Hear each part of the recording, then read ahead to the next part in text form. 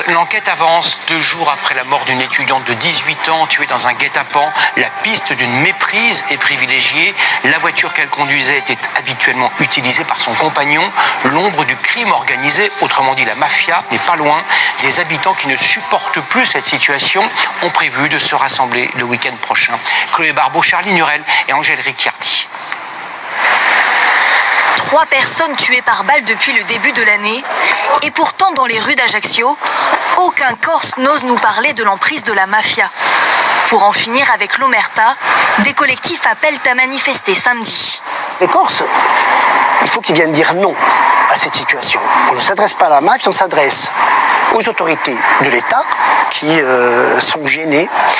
Quelquefois, il y a de l'indifférence, de la peur, et puis il y a aussi une part de complicité chez certains d'entre eux.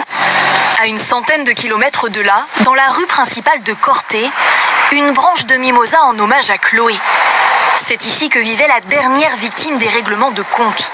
Mais par respect pour sa famille, là encore, pas un mot.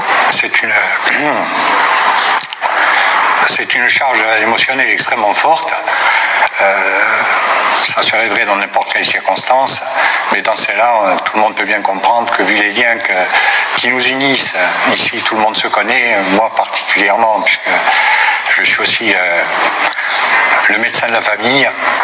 Chloé a été tuée devant cette villa de Ponteleccia samedi soir, alors qu'elle conduisait la voiture de son compagnon. Des hommes cagoulés ont tiré plusieurs fois dans sa direction.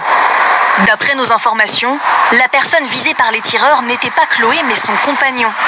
Âgé de 21 ans, il ferait partie d'une famille corse connue des autorités pour du grand banditisme. Une enquête est ouverte pour homicide volontaire en bande organisée. À ce stade, aucun suspect n'a été interpellé.